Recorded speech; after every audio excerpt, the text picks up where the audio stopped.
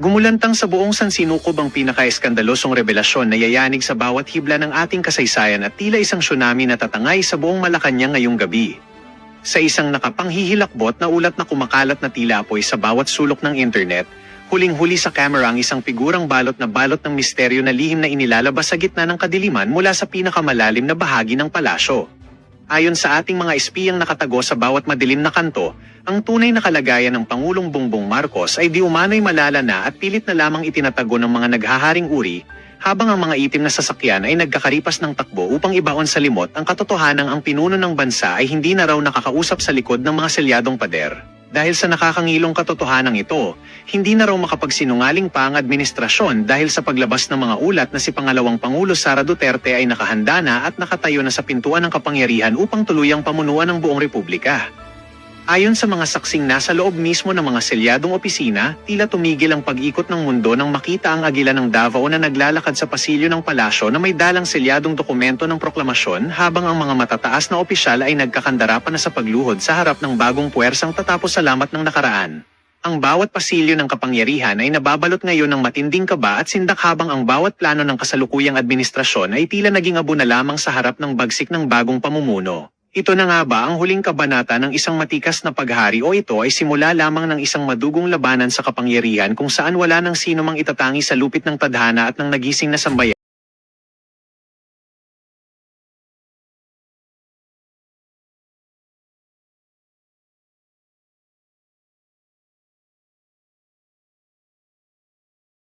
Yanan.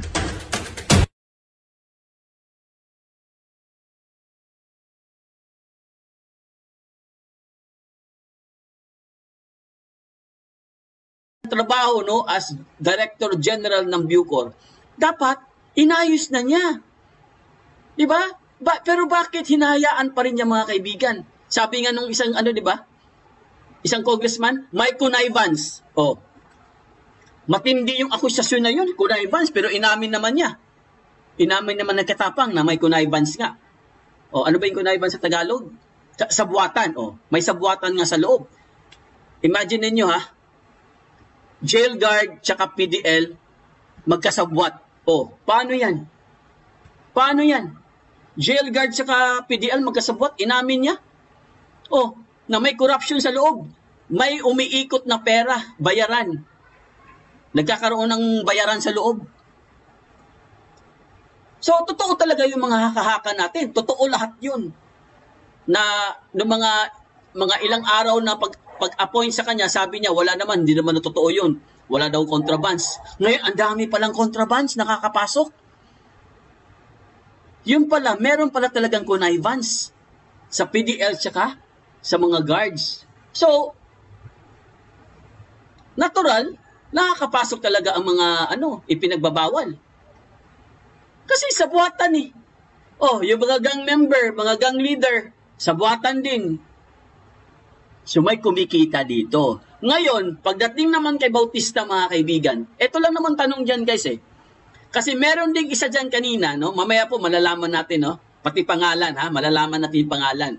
Meron palang isa dyan sa Bucor, guys, na marami palang kaso, pero bakit na-appoint? Yung isang na-appoint, mga kaibigan, nasa drug list pala ni Pangulong Duterte dating Pangulong Duterte. Kasama pala siya dun. Pero bakit andyan siya? At ito namang si Bautista, meron pala siyang mga kaso dati na ngayon dinideny niya, mga kaibigan. Pero bakit sila na-appoint? Yun yung tanong Yun yung tanong ng karamihan Bakit sila na-appoint? Anong meron?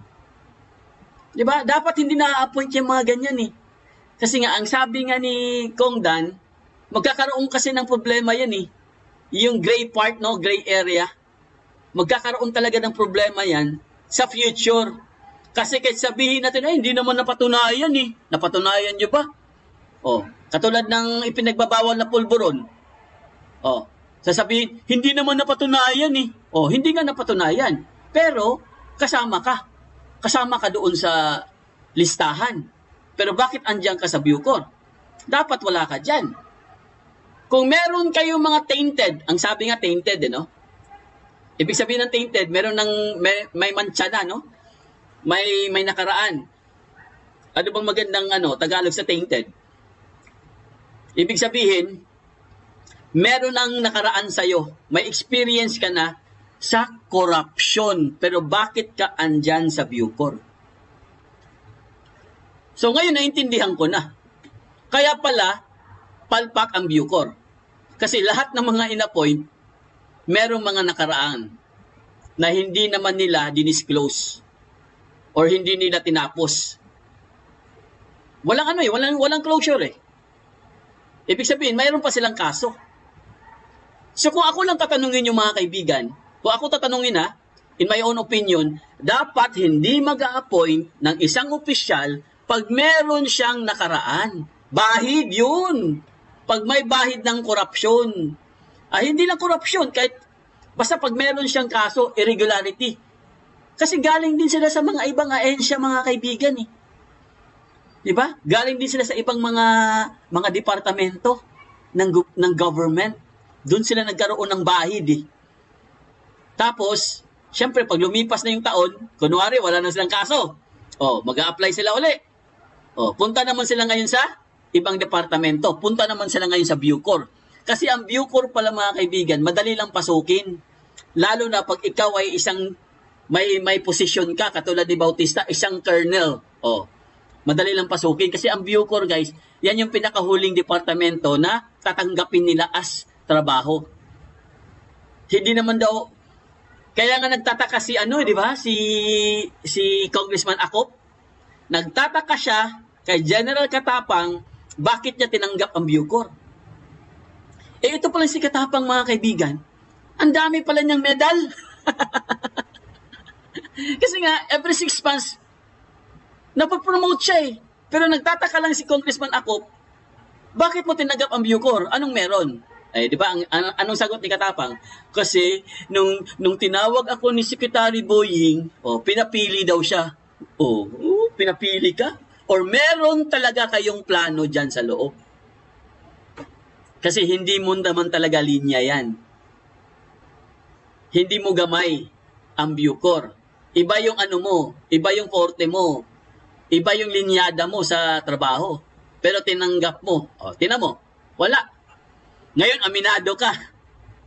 Aminado ka sa mga mali mo dahil maraming korupsyon. Yan ang sinasabi natin. Malakas na appointing officer kaya na-appoint. Yun nga yun eh. Bigay ni Noy-Noy. Sabwatan, conspire, yes. Emma Castillo, tama yan. May sabwatan sa loob. So ngayon mga kaibigan, malalaman natin dito guys kung magkano ang presyo ng cellphone. Dati kasi parang wala lang eh. Ayaw aminin, no? Ito ayaw aminin eh, dati eh. Ilang beses tinanong eh.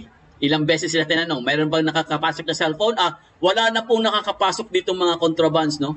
Ngayon, inamin na mismo, galing na po sa bibig ni General Katapang na 50,000 to 100,000 ang cellphone sa loob. Ito po, panoorin na natin mga kaibigan. Pero bago po natin i-play itong video na to, nakikisuyo po kayo, mag-likes lang po tayo at mag-subscribe po tayo sa video, okay? Sa ating channel, alright? Maraming salamat po. Huwag kayong mag-alala guys, libre po ang mag-likes at libre din mag-subscribe. Okay, pakipindot na! Alright, i-play na po natin guys ha. Pakinggan natin mabuti para po pag nagbigay tayo ng reaction mamaya, makakabigay din kayo ng reaction. Alright, ito po, play na natin mga kaibigan. Palagay ko, paulit-ulit na lang yung mga question kanina.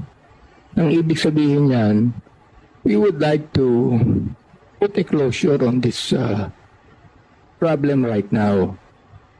Director General Katapang, you made mention that you would like to remove a certain culture, no?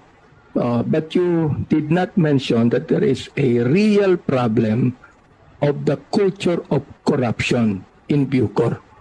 Can you tell us about that? Nako. Kasi po, ang minana ko dito, yung kultura na bawat request ng mga PDL may kapalit. Narinig niyo yun? Yun palang mali na kagad siya. Narinig nyo, klaro ba, guys? Narinig nyo yung klaro? Narinig nyo? Ang sabi niya, minana niya. Oh. Narinig nyo? Minana niya, minana. Sino ba yung predecessor niya? Di ba si General Bantag? See? Nakita nyo, guys? Sinabi niya, minana niya. Eh, galing nga sa kanya yun eh. Paano niya minana? Ang Bucor, nung nawala na si Bantag, maganda ang Bucor. Nilinis ni General Bantag. Nilinis. Di ba? Nilinis ang Bucor. Tinanggal lahat, kubo, lahat. Walang mga contrabands. Pero ang sabi niya, minana niya. Ibang klase, no? Minana niya, mga kaibigan.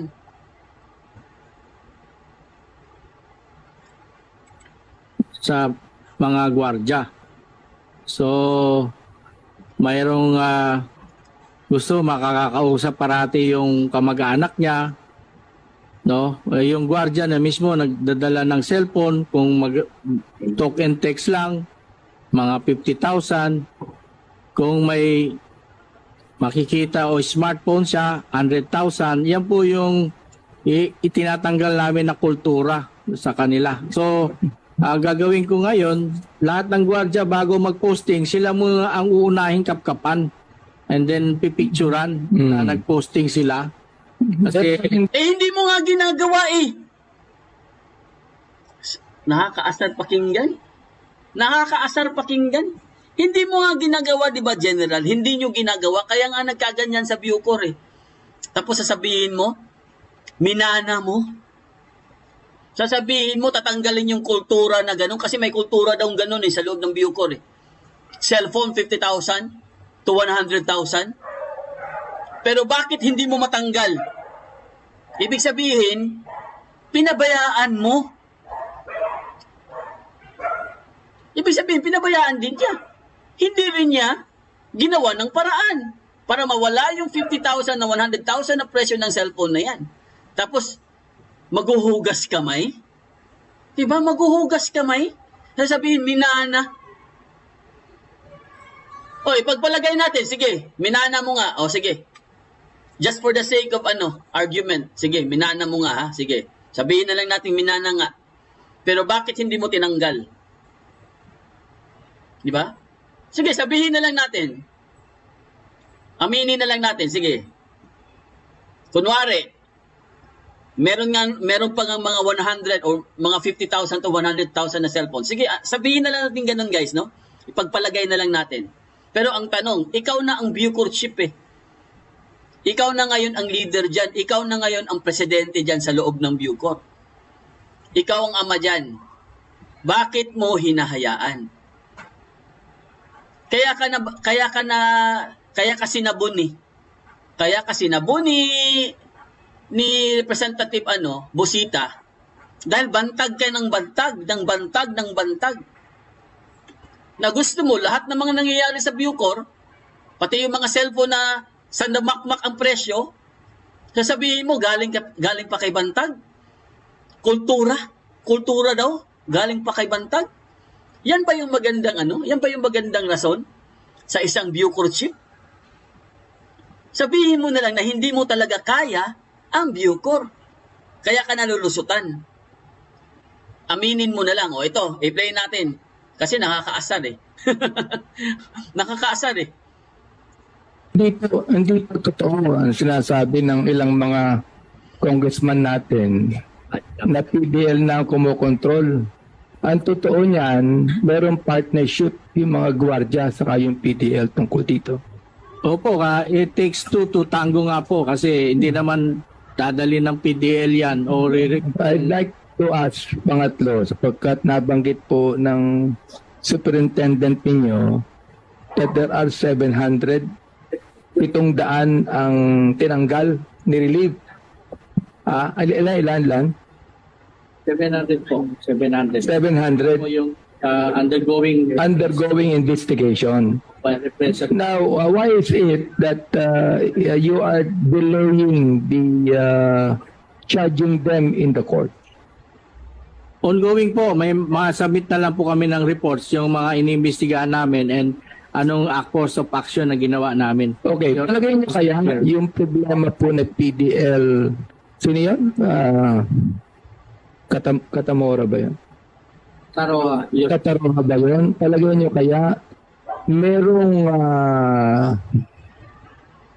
mga guards ninyo ang involved dyan? Sa madaling panahon po, I will submit to you kasi may mga gusto na rin magsalita dahil naapektuhan din sila sa gulo na nangyayari.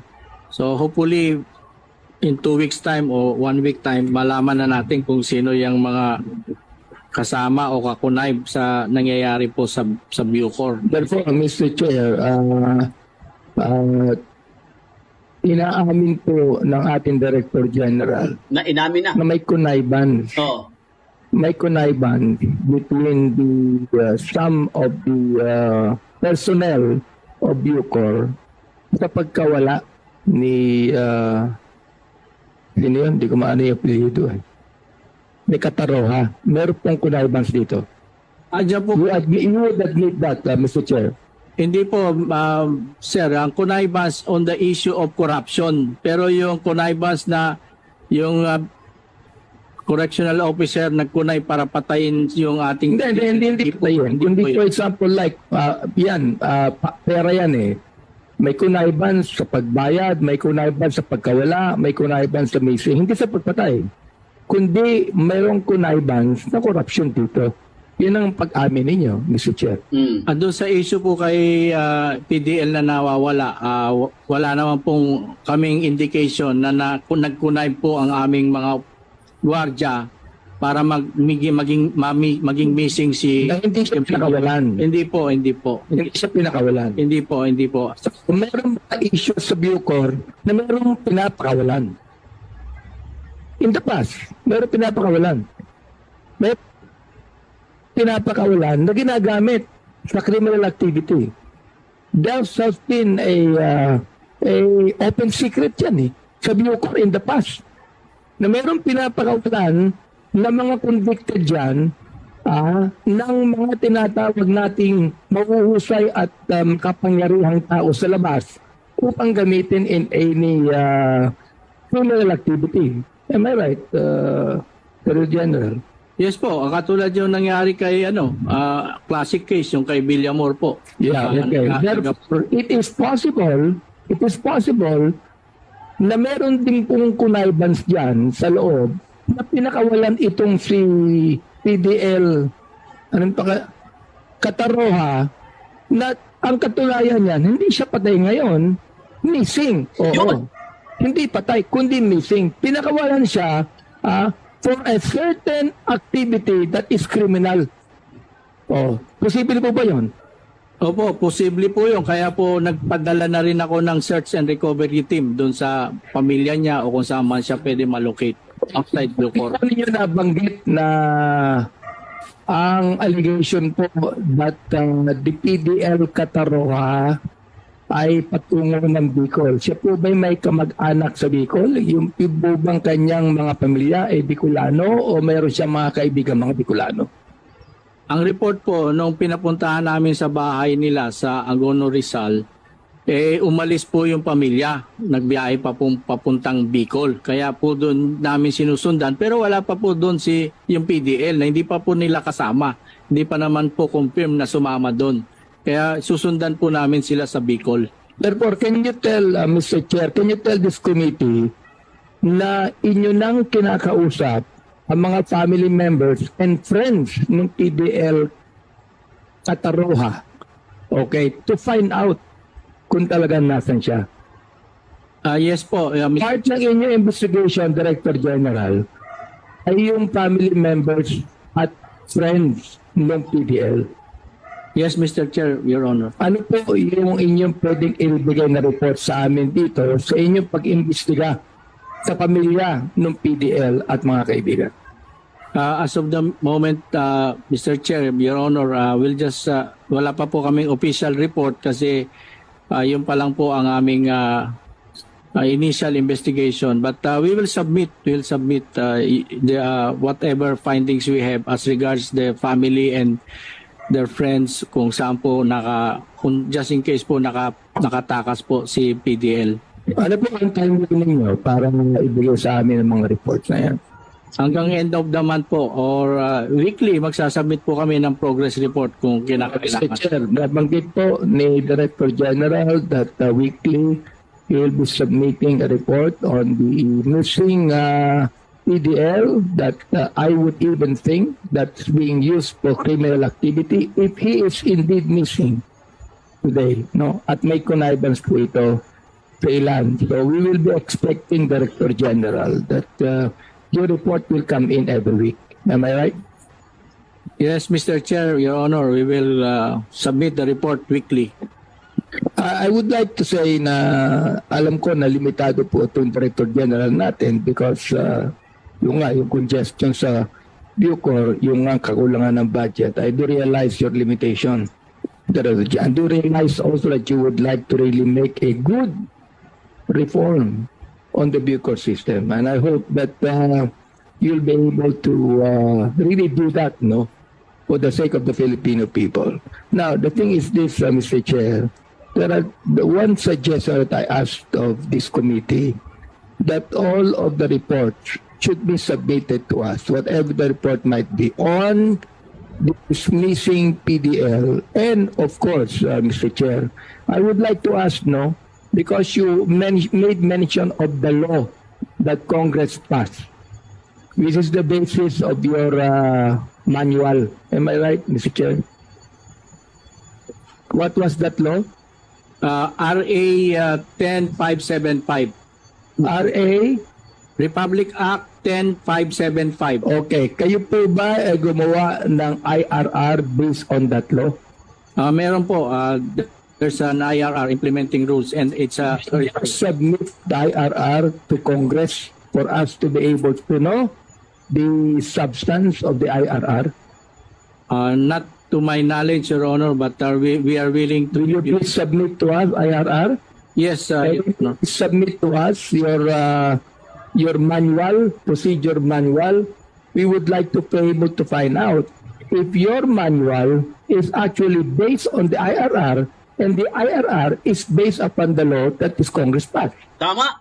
Yes, we will comply, Mr. Chair, Your Honor. Okay, Mr. Chair, Si Katapang parang parang naiihi, no? Parang hindi mo maintindihan yung ano niya. Maiihi na, parang gusto na lang niyang umalis, no? I also would like to suggest that this committee should find time to have an ocular inspection to the Bureau of Correction. And I would be joining to be able to find out the real problem. No, because I have mentioned a while ago that the DBM cannot even impose any budget without going to the ground and realizing what is needful. So therefore, even while the budget hearing is being conducted, I would like to propose to this committee, Mr. Chair, that we go to Bucor personally to find out what is happening there. So that tayo mismo, with our own very eyes, would be able to see the problem that is now facing us, Mr. Chair. Maraming salamat. Maraming salamat and you will lead. Alam mo, ang mali dyan, okay naman yung sinabi ni Kong, no? Maganda naman yung sinabi niya, no? We have to go to the ground, no? We have to visit Bucor, no? Puntahan yung Bucor, tingnan mo kung ano ba talaga nangyari doon. Pero ang mali lang doon, guys, kaya nga in-appoint si Katapang, eh. Kaya nga mayroong Director General, eh. 'Di ba? Ibig sabihin, guys, tamad talaga siya. Wala siyang ginawa. Pinabayaan lang niya ang Bucor, mga kaibigan. Hindi niya ginawa yung dapat gawin. In fact, yung sa manual nga, yung sinasabi ni Kong, eh, hindi nga niya alam yun, eh. Hindi magkatugma yung manual sa RIA, no? Hindi magkatugma. Ibig sabihin, guys, hindi niya ginagawa ang kanyang trabaho. Hindi niya ginagawa ang kanyang assignment. Kasi kung totoo nga talaga, no? Kung totoo nga siguro, allegedly, nakalabas si Kataroha. Sabihin lang natin, nakalabas nga siya. Hindi nila alam. Or may connivance nga, di ba? May sabi, may kakonsyaba, kaya nakalabas. O baka ginamit siguro yun sa project, no? Alam niyo na ibig sabihin ng project, di ba? Oh, let's say nakalabas nga siya. Ibig sabihin, kaninong ano yun, kaninong basbas yun galing. Alamang sa mga PDL lang yun. Kasi kung sa PDL lang yun galing, guys, ibig sabihin, wala silang roll call, wala silang paki. Pati itong si Bautista na to, walang paki. Well mga kaibigan, dito nga natin makikita na talagang ginigisa nga di umano itong si General Katapang sa loob ng Senado. Kaya naman talagang ito ang napakaganda na sana